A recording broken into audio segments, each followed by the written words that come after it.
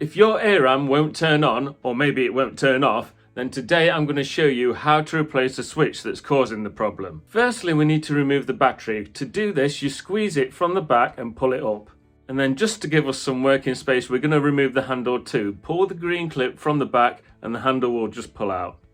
Now to take off the switch cover without breaking it, get a flat-headed screwdriver and put it down the front corner here, and then just turn your screwdriver anti-clockwise slightly, and that will lift and pull the switch cover off from that side.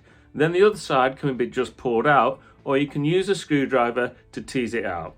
Now at the back of the cover you'll see 3 lines in the plastic. On each of the end lines is a clip inside, so we're going to just put the screwdriver down the side here without pressing against the cover, and we're pulling back the cover as we pull it up, and then it'll just pull out nice and easily. Now you're inside, you'll see where the switch is. It sits on a little circuit board part here. Now we have 3 options to attack this repair. The first way is just to use some contact cleaner. It sometimes works, it sometimes doesn't. The second way to do it, and that's obviously how this one's been done before, is to buy the circuit board part with the switch already on it. It's just held in by 2 T10 Torx screws, and then you just wire it up, put it back in, and then you're done.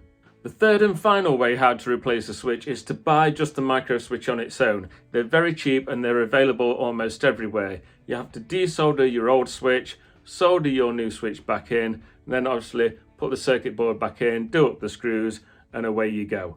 Whichever method you chose, it's now time to put it all back together again. The cover goes in reverse order that we took it out, so at the back it just presses in, and then on the front end we need to put the biggest leg in first, and then the smaller leg will just fit into place nice and easily. The battery we need to replace just by pushing it down into place, put the handle in, and then push the clip to close it. Press to turn it on and you should find that your AirRam is working again. I hope you found this video helpful. Please click on my next video if you want to give your Gtech a deep clean, making it look and perform like new again. If you have any questions or if you have anything nice to say, please put it all in the comments. It will help keep the video alive so this video can help people for years to come.